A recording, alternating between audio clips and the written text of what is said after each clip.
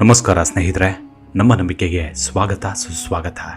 ಸ್ನೇಹಿತರೆ, ಈಜಿಪ್ಟ್ ಪಿರಮಿಡ್ಗಳಲ್ಲಿ 4,000-5,000 ವರ್ಷಗಳಷ್ಟು ಹಳೆಯದಾದ ಮಮ್ಮಿಗಳನ್ನು ಸಂರಕ್ಷಿಸಿರುವುದು ಗೊತ್ತೇ ಇದೆ. ಆದರೆ ಹಾಗೆ ಮೃತದೇಹಗಳನ್ನು ಸಂರಕ್ಷಿಸಲು ಕೆಲವು ಕೆಮಿಕಲ್ಗಳನ್ನು ಬಳಕೆ ಮಾಡಿ ಪಿರಮಿಡ್ ಒಳಭಾಗದಲ್ಲಿ ಇಡ್ತಿದ್ರು. ಇದುವರೆಗೂ ಈಜಿಪ್ಟ್ ಮಮ್ಮಿಗಳನ್ನು ಸಂರಕ್ಷಿಸಿಟ್ಟಿದ್ದರಲ್ಲಿ ಇತಿಹಾಸ ಸೃಷ್ಟಿ ಮಾಡಿತ್ತು.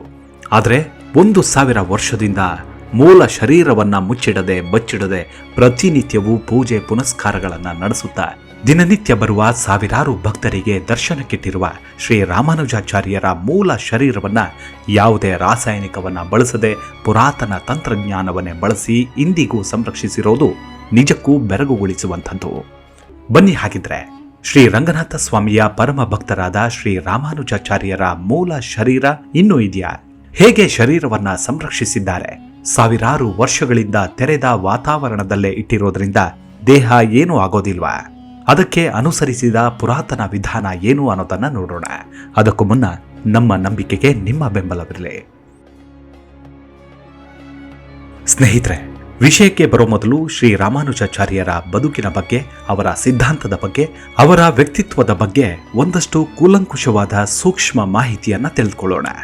ಸ್ನೇಹಿತರೆ, ಸನಾತನ ಧರ್ಮದಲ್ಲಿ ಧರ್ಮ ಸ್ಥಾಪನೆ ಮಾಡಿದ ಪ್ರಮುಖರಲ್ಲಿ ರಾಮಾನುಜಾಚಾರ್ಯರ ಕಾರ್ಯವೈಖರಿ ಕೊಡುಗೆ ಅಪಾರವಾದದ್ದು.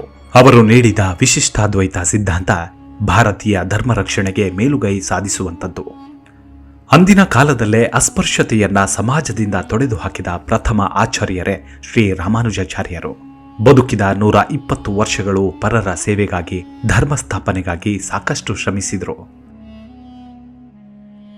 ತಮಿಳುನಾಡಿನ ಕಂಚಿ ಪಟ್ಟಣದ ಶ್ರೀ ಪೆರಂಬುದೂರಿನ ಶ್ರೀ ಅಸುರಿ ಕೇಶವ ಸೋಮಯಾಜಿ ದೀಕ್ಷಿತರು ಮತ್ತು ಕಾಂತಿಮತಿ ದಂಪತಿಯ ಮಗನಾಗಿ 2017 ವೈಶಾಖ ಶುದ್ಧ ಪಂಚಮಿಯಂದು ಆರ್ಧ ನಕ್ಷತ್ರದಲ್ಲಿ ಶ್ರೀ ರಾಮಾನುಜಾಚಾರ್ಯರ ಜನನವಾಗುತ್ತೆ.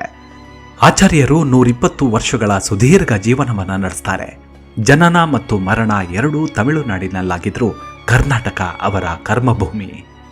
ಹುಟ್ಟಿನಿಂದ ಯಾರೂ ಬ್ರಾಹ್ಮಣರಲ್ಲ, ಅವರು ತಮ್ಮ ವಿಚಾರ ಆಚಾರಗಳಿಂದ ಬ್ರಾಹ್ಮಣರಾಗ್ತಾರೆ ಎಂದು ಪ್ರತಿಪಾದಿಸಿ ಹೋದಲ್ಲೆಲ್ಲ ಯಾವುದೇ ಕುಲ ಜಾತಿಯನ್ನು ನೋಡದೆ ಎಲ್ಲರಿಗೂ ಓಂ ನಮೋ ನಾರಾಯಣಾಯ ನಮಃ ಎನ್ನುವ ಅಷ್ಟಾಕ್ಷರಿ ಮಂತ್ರವನ್ನ ಉಪದೇಶಿಸಿದ ಮಹಾನ್ ಸಂತರು ದೀನ ದಲಿತರನ್ನ ತಮ್ಮ ಹತ್ತಿರಕ್ಕೆ ಕರೆದು ಅವರಿಗೆ ದೇವಾಲಯ ಪ್ರವೇಶ ಮಾಡಿಸಿ ಅವರನ್ನ ಶ್ರೇಷ್ಠ ಕುಲದವರು ಎಂದರು.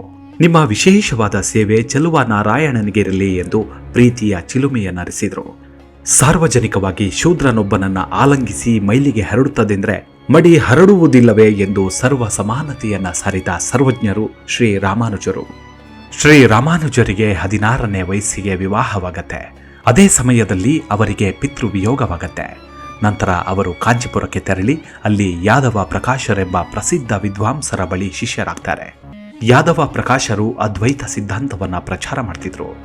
ಕಾಂಚೀಪುರದಲ್ಲಿ ಶ್ರೀ ಯಾದವ ಪ್ರಕಾಶರೊಂದಿಗಿನ ವೈಮನಸ್ಯದಿಂದ ಮತ್ತೆ ಶ್ರೀ ರಾಮಾನುಜಾಚಾರ್ಯರು ಗುರುವನ್ನ ಅರಸುತ್ತಾ ಶ್ರೀರಂಗಂ ತಲುಪಿ ಅಲ್ಲಿಂದ ಕಾಲ್ನಡಿಗೆಯ ಮೂಲಕ ತಿರುಕೋಷ್ಟಿಯೂರು ಎಂಬಲ್ಲಿದ್ದ ಶ್ರೀ ನಂಬಿಯವರಲ್ಲಿ ಶಿಷ್ಯನನ್ನಾಗಿ ಸ್ವೀಕರಿಸಿ ತಮಗೆ ಮಂತ್ರ ಸಿದ್ಧಾಂತವನ್ನ ಬೋಧಿಸುವಂತೆ ವಿನಂತಿಸಿಕೊಳ್ತಾರೆ. ಆರಂಭದಲ್ಲಿ ಶ್ರೀ ನಂಬಿಯವರು ರಾಮಾನುಜರ ಕೋರಿಕೆಯನ್ನ ಮನ್ನಿಸದೆ ಹಲವು ಬಾರಿ ನಿರಾಕರಿಸ್ತಾರೆ. ಆದರೆ ಸ್ವಲ್ಪವೂ ನಿರಾಶೆಯಾಗದೆ ಪದೇ ಪದೇ ಗುರುಗಳಲ್ಲಿ ವಿನಮ್ರತೆಯಿಂದ ಬೇಡಿಕೊಂಡಾಗ ಭಕ್ತನ ಕೋರಿಕೆಯನ್ನ ಮನ್ನಿಸಿ ಶ್ರೀ ನಂಬಿಯವರು ಒಂದು ಷರತ್ತಿನೊಂದಿಗೆ ಮಹಾ ಬೀಜಾಕ್ಷರಿ ಮಂತ್ರವನ್ನ ಬೋಧಿಸಲು ಒಪ್ಪಿಕೊಳ್ತಾರೆ. ಈ ಮಂತ್ರ ಬೋಧನೆಯಾದ ನಂತರ ಅದನ್ನ ಸಿದ್ಧಿಸಿಕೊಂಡಲ್ಲಿ ಸ್ವರ್ಗ ಪ್ರಾಪ್ತಿಯಾಗತ್ತೆ. ಅಕಸ್ಮಾತ್ ಈ ಬೀಜ ಮಂತ್ರವನ್ನ ಬಹಿರಂಗಪಡಿಸಿದಲ್ಲಿ ಶಿಕ್ಷೆಯ ರೂಪದಲ್ಲಿ ನರಕಕ್ಕೆ ಹೋಗಬೇಕಾದೀತು ಎಂಬ ಎಚ್ಚರಿಕೆಯನ್ನ ನೀಡ್ತಾರೆ. ಗುರುಗಳ ಎಲ್ಲಾ ಷರತ್ತಿಗೂ ಒಪ್ಪಿಕೊಂಡ ರಾಮಾನುಜರು ಬೀಜ ಮಂತ್ರದ ಬೋಧನೆಗೆ ಒಂದು ಒಳ್ಳೆಯ ಮುಹೂರ್ತವನ್ನ ನಿಗದಿಪಡಿಸ್ತಾರೆ. ನಂಬಿ ಗುರುಗಳು ರಾಮಾನುಜರಿಗೆ ಓಂ ನಮೋ ನಾರಾಯಣಾಯ ನಮಃ ಎಂಬ ಅಷ್ಟಾಕ್ಷರಿ ಮಂತ್ರವನ್ನ ಬೋಧಿಸಿ ಇದನ್ನ ಜೀವಿತಾವಧಿಯೂ ಪಠಿಸುತ್ತಾ ಸ್ವರ್ಗ ಪ್ರಾಪ್ತನಾಗು ಎಂದು ಹರಿಸಿ ಹೊರಡುವ ಮೊದಲು ಮತ್ತೊಮ್ಮೆ ಇದನ್ನ ಯಾರಿಗೂ ಹೇಳಕೊಡದು ಎಂದು ಎಚ್ಚರಿಸಿ ಕಳಿಸ್ತಾರೆ.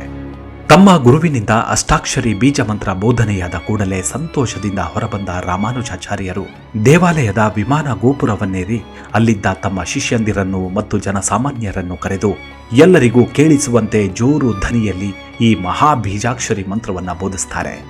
ಶಿಷ್ಯನ ಈ ನಡವಳಿಕೆಯಿಂದ ಕೋಪಗೊಂಡ ನಂಬಿಗುರುಗಳು ಈ ರೀತಿ ಮಾಡಿದ್ದರಿಂದ ನೀನು ಖಂಡಿತವಾಗಿಯೂ ನರಕಕ್ಕೆ ಹೋಗುವೆ ಎಂದಾಗ ಅಷ್ಟೇ ಶಾಂತವಾಗಿ ಸಮಚಿತ್ತದಿಂದ ಹೇಳ್ತಾರೆ, ಲಕ್ಷಾಂತರ ಜನರಿಗೆ ಈ ಮಂತ್ರಶಕ್ತಿಯಿಂದ ಪ್ರಯೋಜನವಾಗಿ ಅವರೆಲ್ಲರಿಗೂ ದೇವರ ಅನುಗ್ರಹದಿಂದ ಸ್ವರ್ಗ ಪ್ರಾಪ್ತಿಯಾಗುವುದಾದರೆ ನಾನೊಬ್ಬ ನರಕಕ್ಕೆ ಹೋಗಲು ಸಿದ್ಧ ಎಂದು ಉತ್ತರಿಸ್ತಾರೆ. ಶಿಷ್ಯನ ಈ ನಿಸ್ವಾರ್ಥ ನಡವಳಿಕೆಯನ್ನ ಗುರುಗಳಾದ ಶ್ರೀ ನಂಬಿಯವರು ಮನಸಾರೆ ಮೆಚ್ಚಿ ಹೃದಯ ಪೂರ್ವಕ ಆಶೀರ್ವಾದವನ್ನ ಮಾಡ್ತಾರೆ.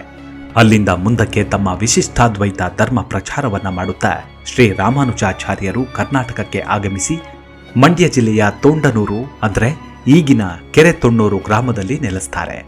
ಅಂದಿನ ಕಾಲಘಟ್ಟದಲ್ಲಿ ತಿರುನಾರಾಯಣಪುರ ಅಂದ್ರೆ ಈಗಿನ ಮೇಲುಕೋಟೆಯಲ್ಲಿ ಆದಿನಾರಾಯಣ ದೇವರು ನೆಲೆ ನಿಂತಿರುವ ಸಂಗತಿ ಅವರ ದಿವ್ಯ ದೃಷ್ಟಿಗೆ ಬಂದು ತಮ್ಮ ಶಿಷ್ಯರೊಂದಿಗೆ ತಿರುನಾರಾಯಣಪುರಕ್ಕೆ ಆಗಮಿಸಿ ಅಲ್ಲಿ ಬೆಟ್ಟದ ಮೇಲಿದ್ದ ಒಂದು ಹುತ್ತವನ್ನ ಹಾಲಿನಿಂದ ಕರಗಿಸಿ ಶ್ರೀ ನಾರಾಯಣ ಸ್ವಾಮಿ ಮೂರ್ತಿಯನ್ನ ಜೀರ್ಣೋದ್ಧಾರಗೊಳಿಸ್ತಾರೆ. ನಂತರ ಅಲ್ಲೊಂದು ಸುಂದರವಾದ ದೇವಾಲಯವನ್ನ ನಿರ್ಮಿಸಿ ನಾಡಿಗೆ ಸಮರ್ಪಿಸ್ತಾರೆ. ಅದುವೇ ಈಗಿನ ಮೇಲುಕೋಟೆ ಚಲುವನಾರಾಯಣ ದೇವಸ್ಥಾನ.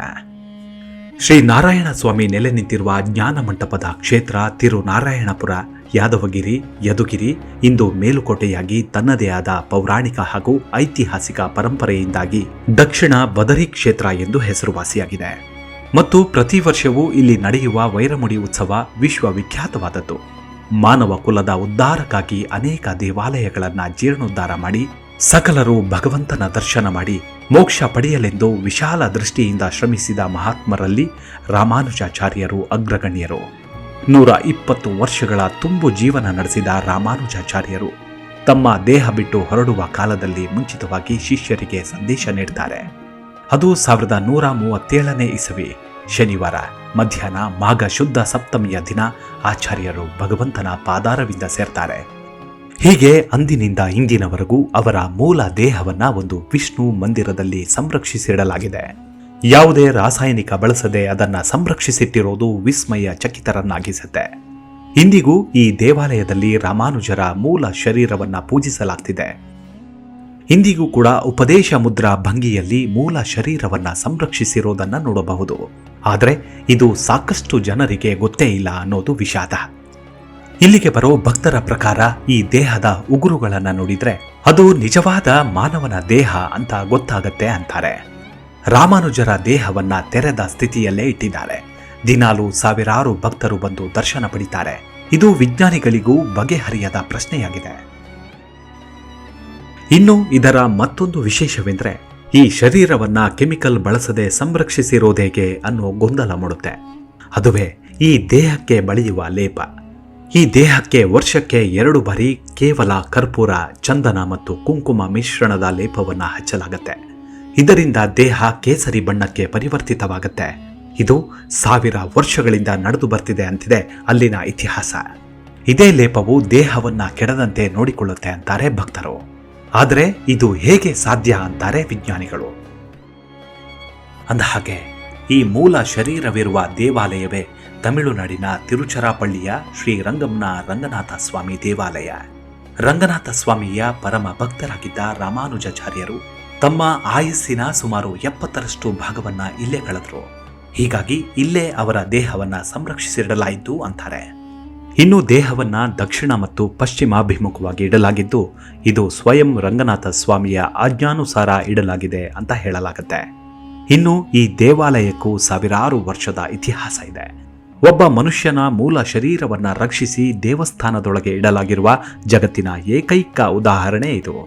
120 ವರ್ಷಗಳ ತುಂಬು ಜೀವನವನ್ನ ನಡೆಸಿದ ಶ್ರೀ ರಾಮಾನುಜರು ತಮ್ಮ ಶ್ರೇಷ್ಠವಾದ ತ್ಯಾಗಮಯ ಜೀವನ, ಕೆಲಸ, ಬೋಧನೆಗಳಿಂದ ಇತಿಹಾಸ ಸೃಷ್ಟಿ ಮಾಡಿದವರು. ಭಗವಂತನ ಚರಣಾರವಿಂದಗಳಿಗೆ ಮೊರೆ ಹೋಗುವುದಕ್ಕೆ ಏಕೈಕ ಮಾರ್ಗ ಎಂಬುದನ್ನ ವೇದೋಪನಿಷತ್ತುಗಳು, ಸ್ಮೃತಿ ಪುರಾಣ, ಆಗಮಗಳು ಪ್ರತಿಪಾದಿಸುತ್ತವೆ ಎಂಬುದು ರಾಮಾನುಜರ ಅಭಿಪ್ರಾಯ. ಶ್ರೀ ಲಕ್ಷ್ಮೀ ನಾರಾಯಣನೇ ಪರತತ್ವ, ಶ್ರೀ ಮಹಾಲಕ್ಷ್ಮಿಯೇ ನಮ್ಮ ತಾಯಿ, ನಾವೆಲ್ಲರೂ ಅಣ್ಣ ತಮ್ಮಂದಿರು, ಅಕ್ಕ ತಂಗಿಯರು. ಭಗವಂತನನ್ನ ನಂಬಿ ಭಕ್ತಿಯಿಂದ ಧ್ಯಾನಿಸಿ ಪೂರ್ಣವಾಗಿ ಶರಣಾದರೆ ಮುಕ್ತಿ ಖಂಡಿತವಾಗಿಯೂ ದೊರಕುತ್ತದೆ ಎಂಬುದು ರಾಮಾನುಜರ ಉಪದೇಶ. ಭಾರತದ ಉದ್ದಗಲಕ್ಕೂ ವ್ಯಾಪಕವಾಗಿ ಪ್ರಯಾಣ ಬೆಳೆಸಿ ಆಚಾರ್ಯರು ವ್ಯಕ್ತಿಗತವಾದುದನ್ನು ಬೋಧಿಸಿ ಏಕತಾವಾದ ತತ್ವಶಾಸ್ತ್ರದ ಬಗ್ಗೆ ಚರ್ಚೆಗಳನ್ನು ಕೈಗೊಂಡಿದ್ರು. ವೇದಾಂತ ಸೂತ್ರದ ಕುರಿತಾದ ಅವರ ವ್ಯಾಖ್ಯಾನವನ್ನ ಶ್ರೀಭಾಷ್ಯ ಎಂದು ಕರೆಯಲಾಗುತ್ತೆ. ಭಾರತದಲ್ಲಿ ವೈಷ್ಣವ ಪರಂಪರೆಯ 74 ಕೇಂದ್ರಗಳನ್ನು ಸ್ಥಾಪಿಸಿ 700 ಸನ್ಯಾಸಿಗಳು, 12,000 ಬ್ರಹ್ಮಚಾರಿಗಳು, ಸಾವಿರಾರು ರಾಜಮನೆತನ ಮತ್ತು ಶ್ರೀಮಂತ ಭೂಮಾಲೀಕರು ಸೇರಿದಂತೆ ನೂರಾರು ಮಹಿಳೆಯರಿಗೆ ಸನ್ಯಾಸ ದೀಕ್ಷೆ ನೀಡಿ ಧರ್ಮ ರಕ್ಷಣೆಯ ಕಾರ್ಯ ಕೈಗೊಂಡರು ಆಚಾರ್ಯ ರಾಮಾನುಜರು. ಇಂದಿಗೂ ನಮ್ಮೊಡನೆ ಜೀವಂತವಾಗಿರುವ ಆಚಾರ್ಯರ ಮೂಲ ಶರೀರವನ್ನು ದರ್ಶಿಸಿದರೂ ಜೀವನ ಪಾವನವಾಗುತ್ತೆ ಅಲ್ವಾ? ಸಾಧ್ಯವಾದರೆ ನೀವು ಭೇಟಿ ನೀಡಿ ಧನ್ಯರಾಗಿ. ಮುಂದಿನ ಎಪಿಸೋಡ್ನಲ್ಲಿ ಮತ್ತೆ ಸಿಗೋಣ ಸ್ನೇಹಿತರೆ. ಅಲ್ಲಿವರೆಗೂ ನಿಮ್ಮ ಆರೋಗ್ಯದ ಕಡೆ ಗಮನವಿರಲಿ. Take care. ನಮಸ್ಕಾರ.